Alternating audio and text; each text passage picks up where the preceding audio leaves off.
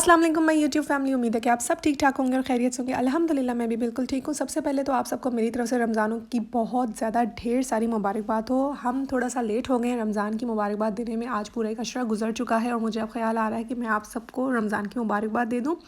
Actually कुछ इतनी मसरूफियात रही हैं पिछले दिनों में, तो टाइम नहीं मिल सका और वीडियो इसलिए देर से अपलोड हो रही है। बहुत एक लंबा गैप आ गया।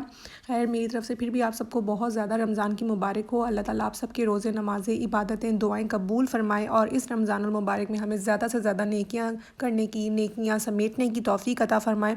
अपनी दुआओं में अब मुझे, मेरी फ़ैमिली को लाजमी याद रखिए। और अगर आप मेरे चैनल पर अभी इस वक्त बिल्कुल न्यू आए हैं तो पहले मेरे चैनल को सब्सक्राइब करना बिल्कुल मत भूलिएगा, ताकि मज़ीद आने वाली वीडियोस की नोटिफिकेशन आपको ईजिली मिलती रहे। तो आप में से बहुत से लोगों को ये भी पता है कि हमारा ये पहला रमज़ान है, क्योंकि हमें अभी रिसेंटली यूके में मूव किया है और ये हमारा पहला रमज़ान है जो यहाँ पे हम गुजार रहे हैं। तो हमारी बहुत सी मिक्स्ड फीलिंग्स हैं, क्योंकि यहाँ पे रमज़ान का लिटरली कोई भी सीन नहीं है। जिस तरह पाकिस्तान में रमज़ान आने से लेके रमज़ान गुजरने तक इतनी रौनक होती है, गलियों में रौनक है, अफ्तारियों में रौनक है, एक अलग ही समा होता है। टीवी में ऐसे बहुत से प्रोग्राम्स चल रहे होते हैं जिससे आपको रियलाइज़ होता है कि आप रमज़ान गुजार रहे हैं। इसके अलावा तरावियों के अलग से जो है वो एक रौनक होती है। उसके अलावा बाज़ारों में इतनी गहमा गहमी होती है। फिर कहीं से अफ्तारी आ रही है, कहीं से अफ्तारी जा रही है, किसी ने अफ्तारी पे इनवाइट किया है, किसी को हम इनवाइट करें।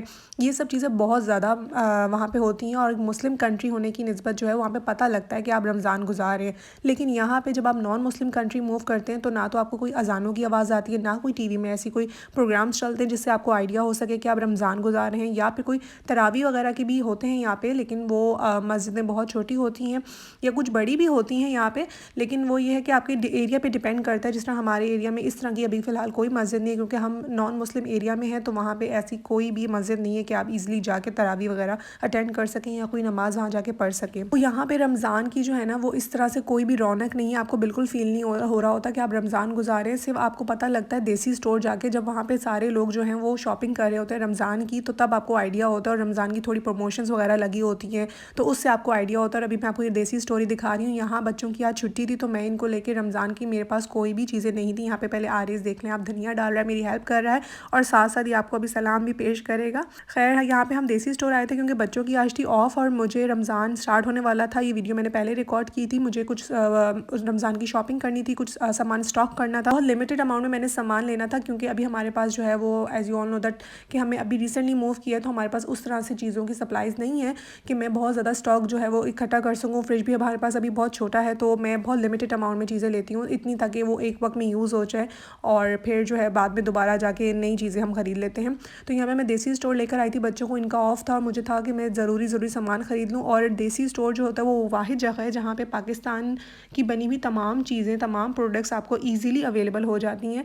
अगर आप किसी दूसरे स्टोर्स में जाते हैं उधर आपको इतनी वैरायटी नहीं मिलती। वैरायटी अगर होगी तो पाकिस्तानी चीज़ों की नहीं मिलती, लेकिन देसी स्टोर में आपको पाकिस्तानी चीज़ों की हर वैरायटी, इवन के रूह अफ़ज़ा तक, टैंग वगैरह हर चीज़ मिल जाती है जो आपको ईज़िली पाकिस्तान में आप जिसे यूज़ करते हैं रमज़ानों में।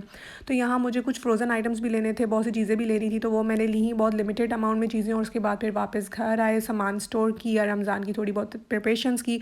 और यहाँ पे तकरीबन ये कोई सेकंड या थर्ड रोज़ा होगा जिसकी प्रिपरेशन मैं आपको करते हुए दिखा रही हूँ। आज का ये मेन्यू मैंने डिसाइड किया था, जिसमें पास्ता था, साथ में रशियन सैलेड था, समोसे, पकौड़े और ये सब तो भाई कंपलसरी हैं। देसी ब्राउन फैमिलीज़ में समोसे पकौड़ों के बगैर तो रोज़ा अफ्तार ही नहीं होता। उसके अलावा फ्रूट चाट, बहुत सिंपल सा और एक बहुत सिंपल सा मैं मेन्यू रखती हूँ, क्योंकि यहाँ पे एज़ यू नो दैट कि आपको सारे काम cleaning to cooking to laundry each thing you have to done by yourself. So इसलिए आपको अपने लिए जो है ना वो उसी तरह चीज़ों को मैनेज करना पड़ता है जितना आप कर सको। तो मेरा भी जो मेन्यू होता है वो ऑलमोस्ट सिंपल होता है। सिर्फ वीकडेज़ में जो है वो मुझे ये होता है कि मैं थोड़ा अलग हट की प्रिपरेशन कर लूँ कि उसमें थोड़ी सी हेल्पिंग हैंड मिल जाती है मुझे मेरे हस्बैंड की। अदरवाइज़ वीकेंड्स की बात कर रही हूँ।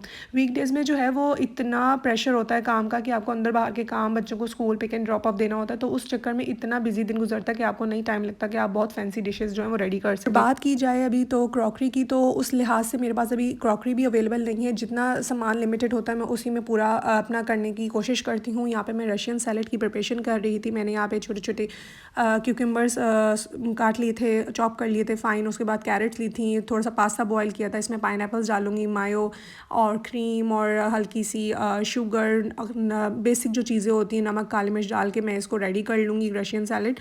और मेरा जो था वो चूँकि रोज़ा था तो मुझे ये था कि बहुत ज़्यादा फीकी ना हो जाए, बहुत ज़्यादा मीठी ना हो जाए, नमक तेज़ ना हो जाए, ये डाउट लगा रहता है रोज़ा रखे। तो इस चक्कर में जो है वो फिर मैंने आरिस को बुलाया था और उसको बोला था कि टेस्ट करके देखो कि कैसी बनी है। तो उसने फिर टेस्ट किया और उसने फिर थम्स अप शो किए कि बहुत मज़े की बनी। इवन वो तो चाह रहा था कि उसको उसी वक्त मिल जाए, लेकिन मैंने उसे अफ्तार तक होल्ड करवाया ताकि मेरे साथ कोई तो अफ्तारी करने वाला हो। जब से रमज़ान स्टार्ट हुए तब से लेके अब तक सिर्फ वीकेंड्स के अलावा मैं अकेली ही अफ्तारी कर रही होती हूँ, क्योंकि यहाँ पे आप एज नॉन मुस्लिम कंट्री में तो आपको एज अ काम के लिए रिलैक्सेशन नहीं दी जाती।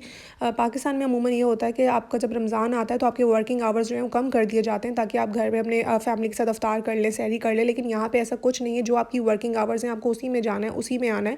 तो बहुत से ऐसे लोग हैं जो अपने ड्यूटीज़ पे जो है अपना रोज़ा अफ्तार भी करते हैं और सहरी भी करते हैं। तो इसी तरह का सीन हमारा भी है कि मेरे हस्बैंड की जो होती है वो ड्यूटी होती है, तो वो अफ्तार की जो चीज़ें होती हैं वो सारी वो अपने साथ ले जाते हैं और मैं फिर बच्चों को अपने साथ रखती हूँ ताकि वो मुझे जो है वो कंपनी दे सकें अफ्तार के लिए और मेरे साथ अफ्तार कर सकें। और थोड़ा सा इस चीज़ को भी लेके जो है वो हम लोग जो है वो पाकिस्तान को मिस कर रहे होते हैं, क्योंकि वैसे आप इतना नहीं करते, लेकिन जब रमज़ान स्पेशली जब आपकी कोई ऐसी चीज़ें आती हैं लाइक ईद आते हैं, कोई त्यौहार आते हैं, तब आप अपनी बैक होम कंट्री को मिस करते हैं, क्योंकि वहाँ पे जो चीज़ें इस तरह सेलिब्रेट की जाती हैं वो दूसरी कंट्रीज़ में नहीं उस तरह सेलिब्रेट की जा रही होती हैं। वो तमाम लोग जो अभी रिसेंटली अब्रॉड मूव किए हैं, किसी भी कंट्री में मूव किए हैं रिसेंटली, तो अगर उनका ये पहला रमज़ान है तो मैं आपकी फ़ीलिंग समझ सकती हूँ। अल्लाह ताला आपके लिए और हमारे लिए सबके लिए आसानियाँ करे और बेहतरीन मामलात जो है वो अता फ़रमाए। यहाँ पे जी मेरी रशियन सैलेड जो था वो रेडी हो चुका था और मैं आरिस को टेस्ट करवा रही थी, क्योंकि वो खोजेदार था तो वो मुझे ईज़िली जो है वो बता सकता था कि इसमें क्या चीज़ों की कमी है और क्या नहीं। खैर उसको पसंद आ गई और उसने अप्रूव कर दी और मैंने कहा चलो सेटिस्फिकेशन हो गई कि चलो रशियन सैलेड जो है रेडी है।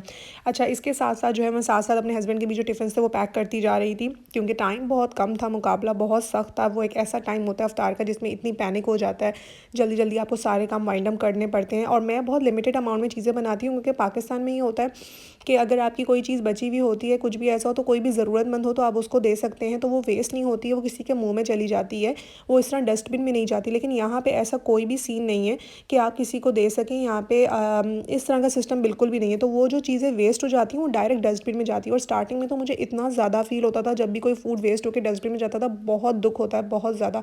तो इसलिए मेरी कोशिश होती है कि मैं जो है वो इतना ही बनाऊँ सामान जितना हम खा लें, ताकि वो वेस्ट ना हो, वो डस्टबिन में ना जाए। साथ में यहाँ पे टिफ़िन भी पैक करके अपने हस्बैंड के साइड पे रखती जा रही थी, क्योंकि टाइम बहुत कम था। और ये हमारी छोटी सी सिंपल सी बिल्कुल यूनिक सी जो है वो अफ्तार प्लेटर आप देख सकते हैं, जिसमें सिर्फ फ्रूट चाट है, रशियन सैलेड और पास्ता जो मेरे बच्चों का मोस्ट फेवरेट है, और साथ में पकौड़े हैं और रूह अफ़ज़ा जो कि कंपलसरी है, उसको हम स्किप नहीं कर सकते। यहाँ पे अफ्तार का टाइम हो चुका था, बच्चे दोनों दुआएं मांग रहे थे। उसके बाद हमने रोज़ा अफ्तार किया मिलके। अल्हम्दुलिल्लाह फॉर ऑल दीज ब्लेसिंग्स। उम्मीद है आपको ये छोटा सा क्यूट सा रमज़ान का लिटिल सा व्लॉग जो है वो आपको बहुत पसंद आया होगा। अगर इस तरह के और व्लॉग्स आपने देखने तो मेरे चैनल को सब्सक्राइब करना बिल्कुल मत भूलिएगा। अपनी दुआओं में मुझे और मेरे बच्चों, मेरी फैमिली को याद रखिएगा। अगली वीडियो में मिलेंगे, तब तक के लिए अपना ख्याल रखें। अल्लाह हाफिज़।